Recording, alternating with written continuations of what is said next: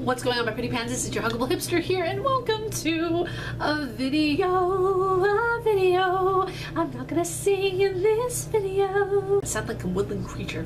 Oh, how posh and adorable of me. The reason why I'm going to be doing this video today instead of an actual gaming video is because this video has been on my mind for the past week and a half now, and I really need to get it out of my system because if I don't, I feel like my brain will just go kaplooey and it won't look good. I mean, the coffee will get everywhere. This video is for the people who really want to know, like, the truth about YouTube, the in-depth, the shade, the tea. Everybody wants to know how it is actually being a creator on YouTube from a gaming perspective, because I only know from a gaming perspective. Even though I'm starting to branch out with 2 other channels, my main forte is in gaming, so that is the perspective I will be talking from. Somewhere deep inside your minds you are thinking, oh, I want to become a YouTuber, I want to do that for a living. Watch this video before you ever even think about becoming a YouTuber, because I will be discussing some crucial points and some harsh realities that you guys have to let sink into your subdermal cortex before you ever think about starting a YouTube channel. Because I know in all of us there is that small flower that wants to blossom into a silver play button, that wants to blossom into a gold play button. It wants to blossom into a freaking diamond. Hey, I want to blossom into a freaking diamond play button, but you know what? It takes hard work, perseverance, and passion. Passion beyond anything else. Because once you get your silver, gold, or diamond play button, it is not the determining factor of how your YouTube channel actually is. What I mean by that is you can have all the play buttons in the world, but you as a person have to be happy with the content you create and how you go about creating it. For example, look at Logan Paul. Look at the content he has created. And he has a diamond play button. He has a diamond play button. I mean, you know, do you think that he has earned pride in having a diamond?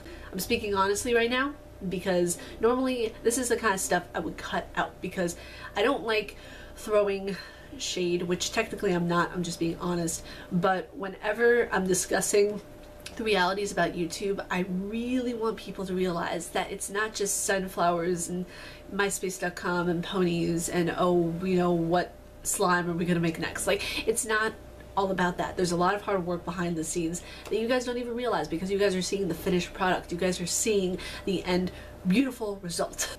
Sometimes cringeworthy result, but we'll get into that. So I want to go over, firstly, the do's and don'ts of YouTube. And over the years of having my first channel, whenever I started in 2011, stopping it because of college, because of family, because of, you know, just having a lot of people tell me that I shouldn't be a YouTuber necessarily because I didn't have the, what did they call it?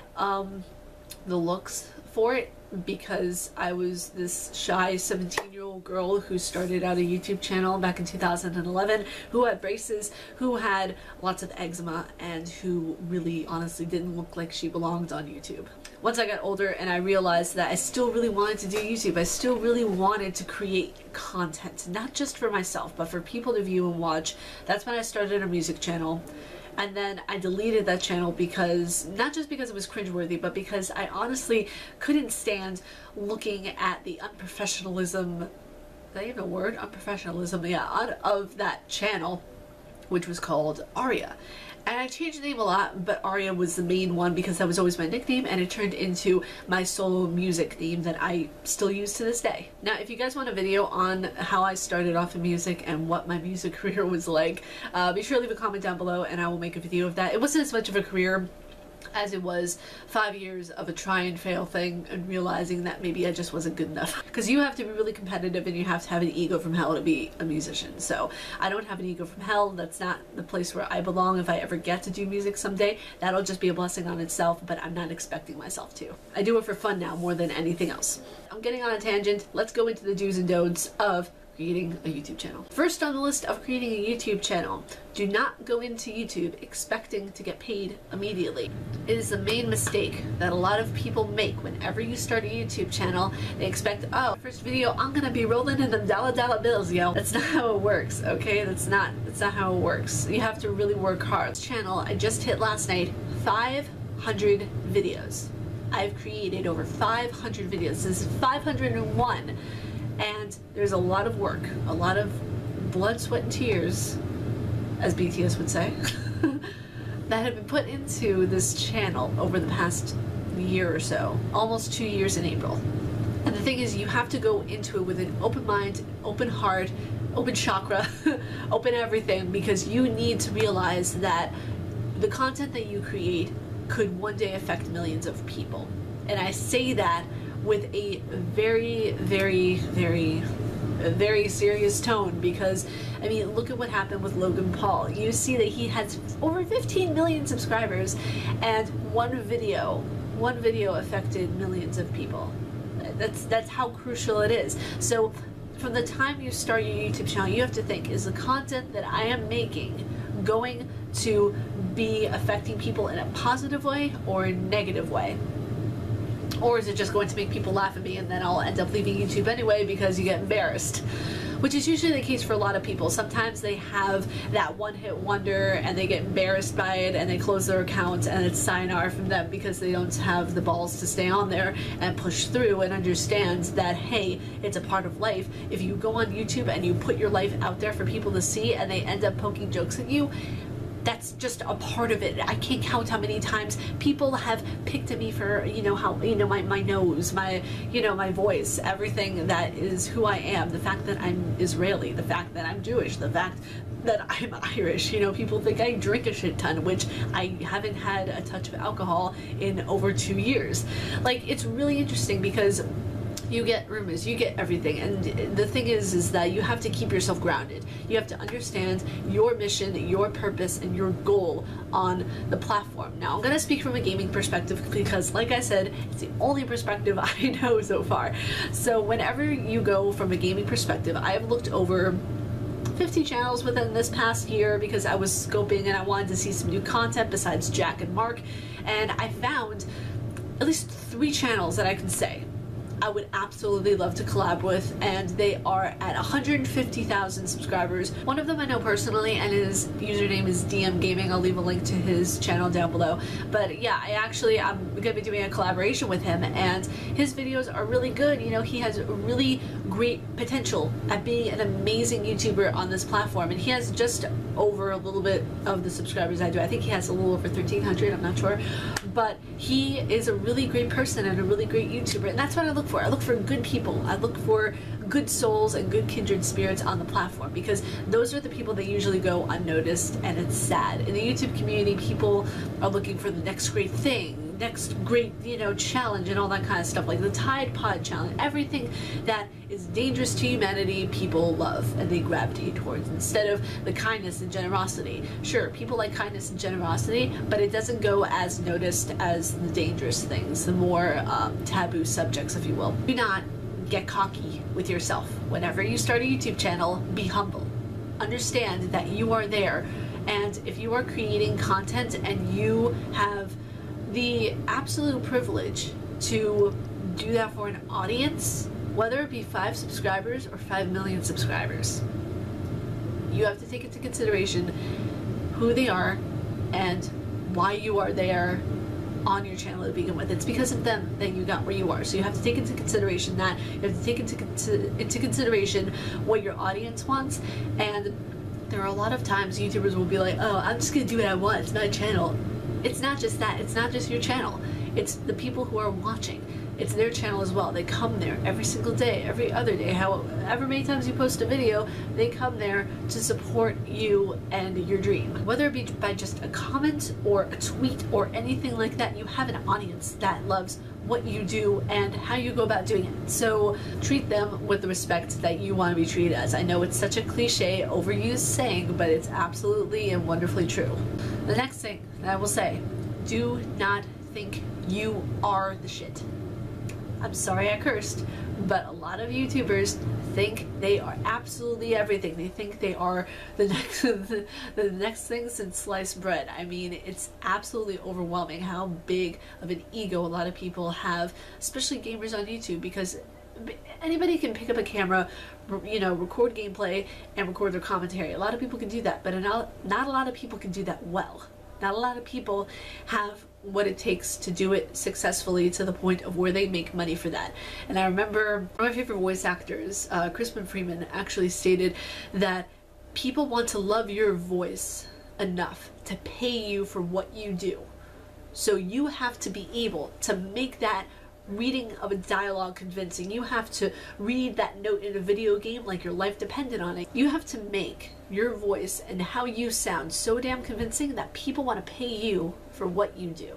And that's the main thing on YouTube. If you can get people to pay you for what you do on this platform, then you've got something. And it's a harsh reality that people sometimes have to face, is that maybe you're just not good enough. And it's a harsh truth, and I'm sorry if you're sitting there with your 1 subscriber saying, I've made 50 videos, why am I only at 1 subscriber? Maybe it's because you're not putting in enough effort. Maybe it's because you expect to get more than you are actually putting out.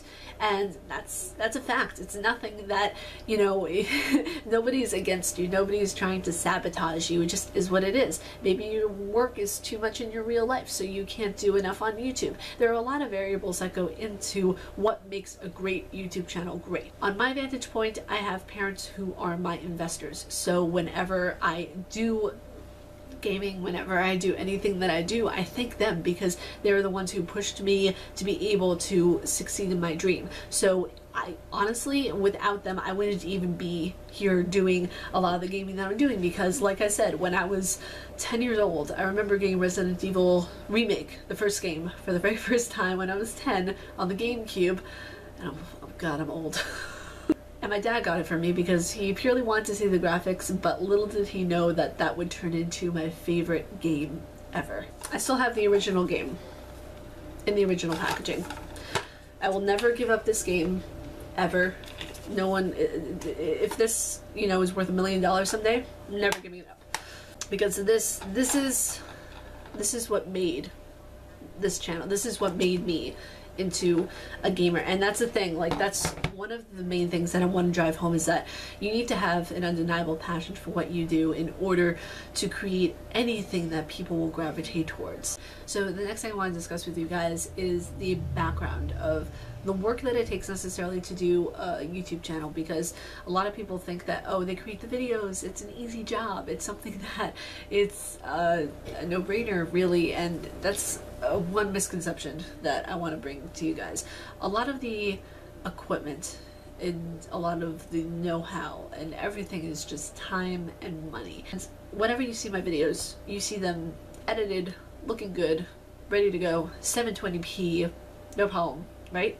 It takes me about, let's see, if I'm recording in advance, I have the game that I want to record. Let's say I'm recording Doki Doki Literature Club, which is a perfect example because that is the longest edit I have ever had to do for a freaking game. It took me about 2 hours because of all of the silences and all of the background noise and just everything that I had to cut. I made a few mistakes when I was reading, and I just don't like the mistakes in there, so I just wanted to cut them out.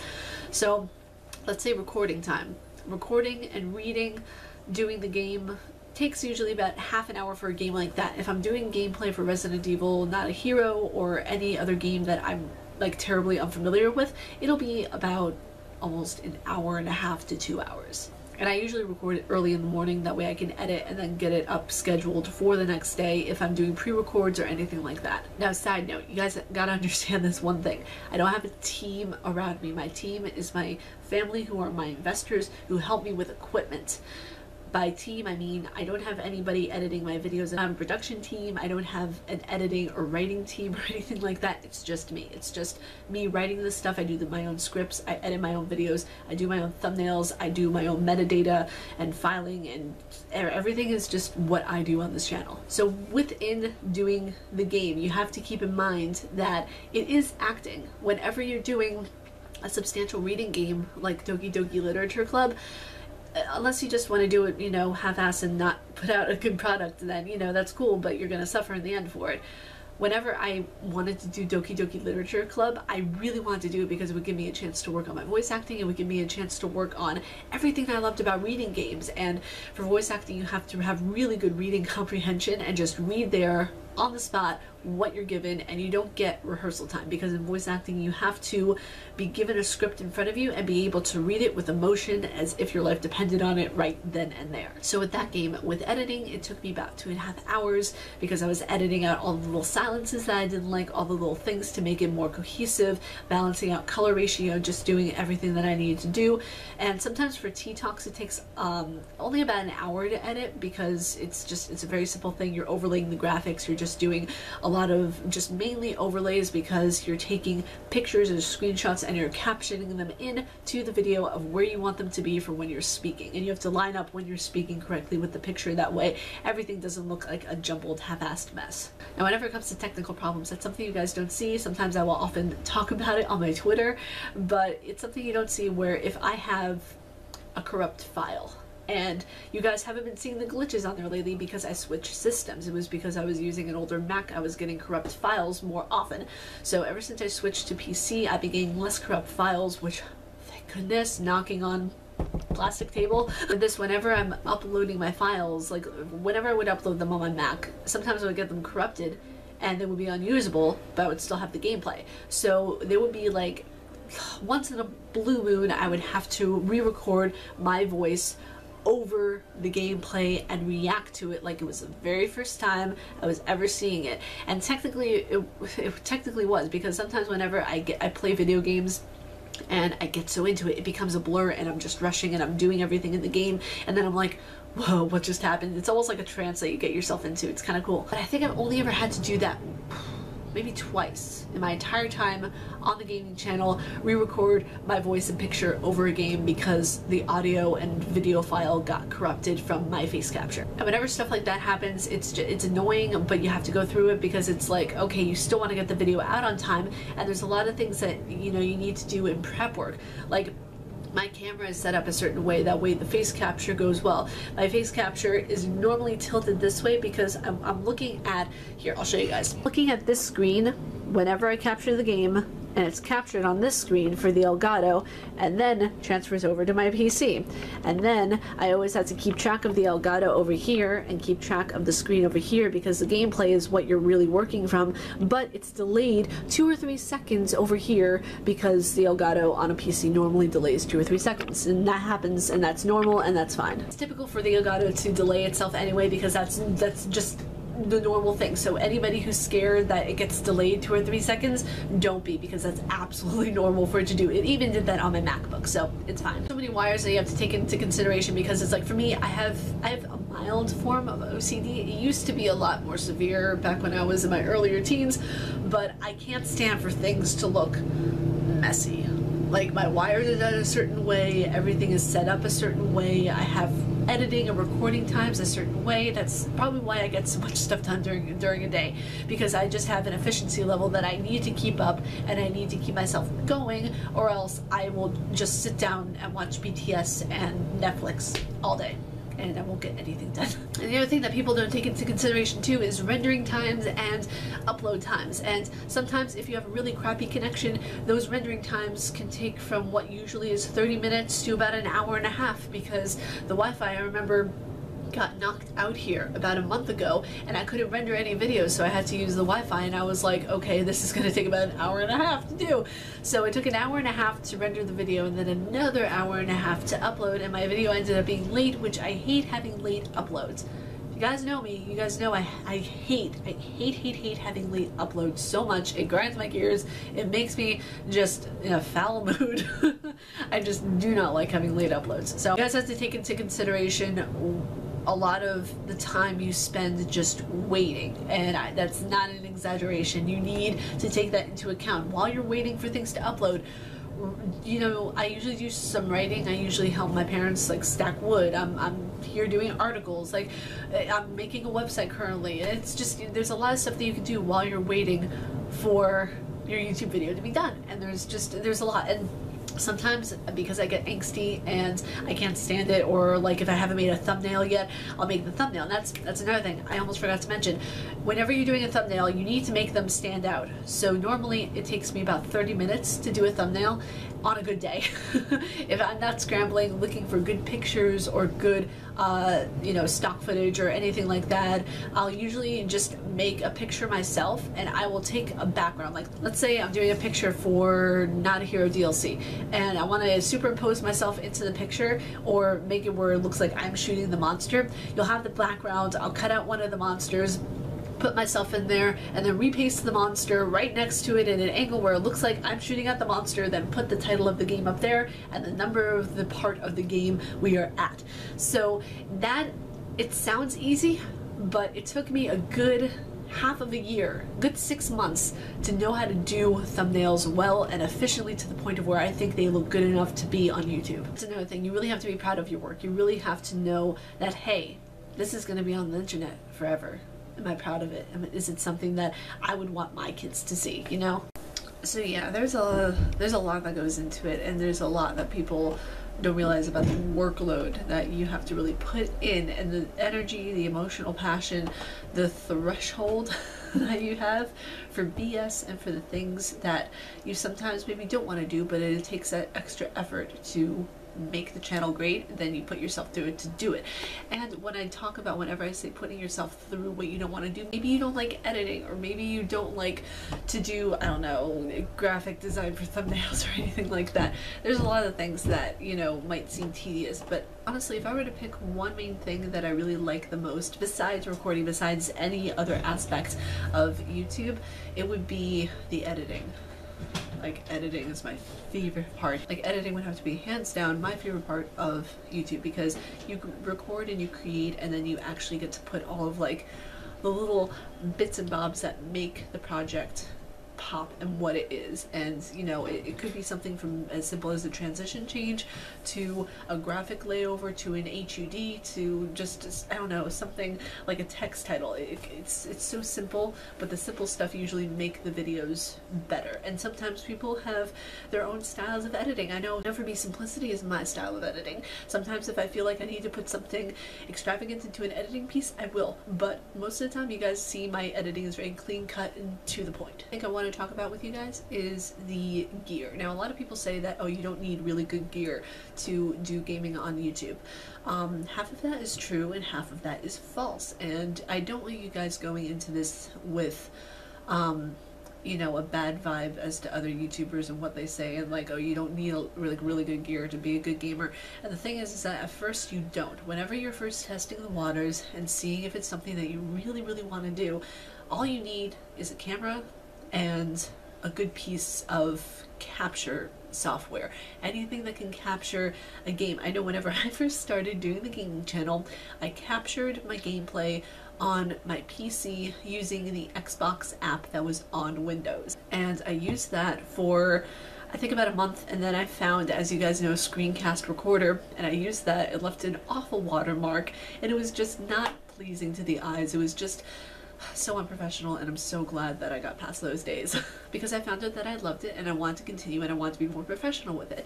And the thing is, if you're just doing it for fun and you just want to capture, you know, games just for the hell of it because you already have a job that you're passionate about, then it shouldn't matter. But if you are really passionate about gaming, then I suggest you go big or go home. As with me, with the gaming equipment that I have right now, I'm going big. And I'm not going to shy away. I'm going to tell you guys the prices of what everything costs too, because it's not something that can be taken lightly. It's something that you really have to try to choose my words right, because I just heard my dad yesterday speak so much Hebrew and I'm getting confused by my languages right now. You guys don't get it because I live in a household where I hear Spanish and Hebrew and English. Mostly English, but I hear a lot of Spanish and Hebrew.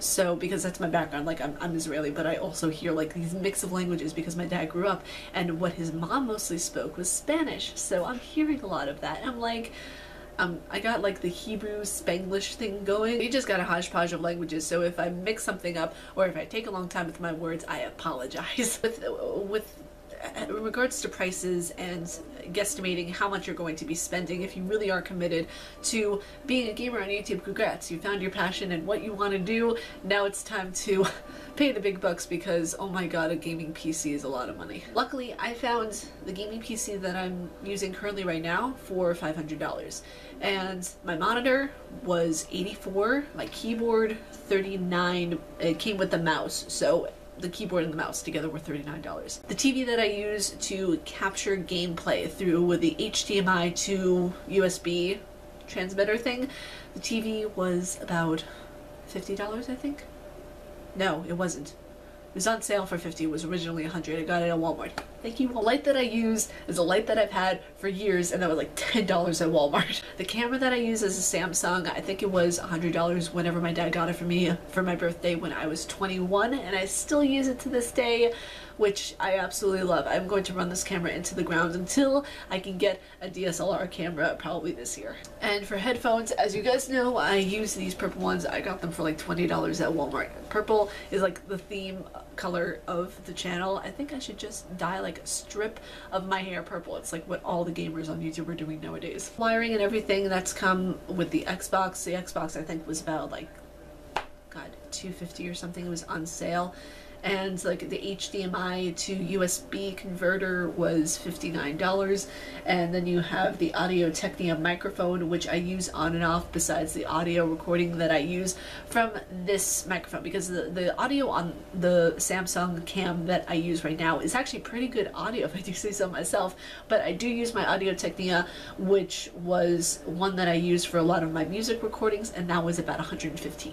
Oh yes, and you also have the editing software, which I use Pinnacle Studios 21, and this was $100. So that's a lot of money right there, and it's a lot to spend. It's a lot to use on a gaming channel. So yeah, it's a lot of money to spend on one passion, one part of your life. And the thing where I see that it's okay that the money is spent is that if you are incredibly passionate about it, like I am, the money is spent well, because you're going to be turning it into a career, and it really honestly is starting to become one.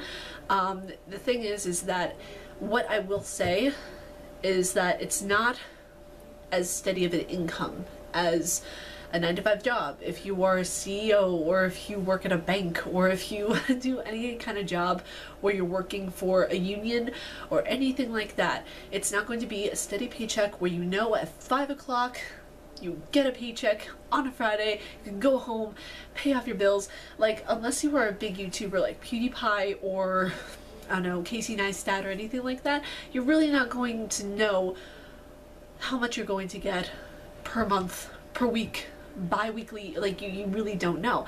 And that's the thing about being a YouTuber. You're jumping in and you're taking that risk of not knowing.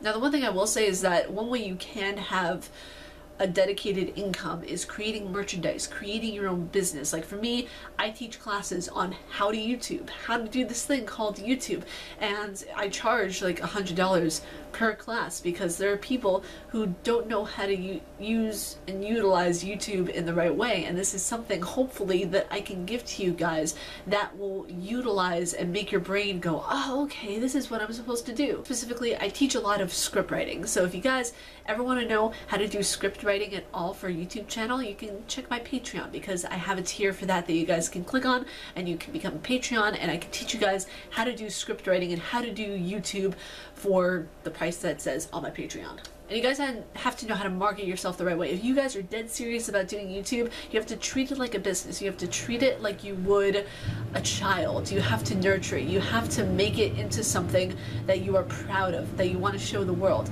And I can honestly say now that I am really proud of my YouTube channel. I'm really proud of what it's become, what it's turning into, and how it's being formulated, because I was so into my depression when I was younger. And for those of you who don't know, I do have depression. I have anxiety attacks, I have panic attacks, I have insomnia, like really bad insomnia, and I'm actually making a video next week on what it's like to deal with insomnia and how to cope with it and how to utilize it to your advantage. Some say insomnia is sexy, but I just think it's a little bit of a nuisance, honestly. See, I have a love-hate relationship with insomnia. Like some nights I'll love it and I'll get a lot of work done and it'll be 4 o'clock in the morning before I know it, and other nights I just sit in bed wondering why my brain keeps working when I just want the damn thing to shut off. Just realize this: If you have a passion and you want to do anything, whether it be a business, starting a flower shop, doing anything, baking goods, starting a gaming channel on YouTube, you have to first and foremost, I'm taking this from Markiplier, but just believe in yourself. The first step in doing anything at all, is believing in the fact that you even can do it. So start from that mindset and you at least have some sort of percentage and a way there. But I hope you found this video helpful. At least, if anything, I gave you some insight and knowledge into what it's actually like doing YouTube videos behind the scenes a bit. But if you guys like my face and what I do, please be sure to subscribe and hit the bell down below because I make videos every damn day. Stay casually nerdy, you guys. I will talk to you all in the next video. Peace.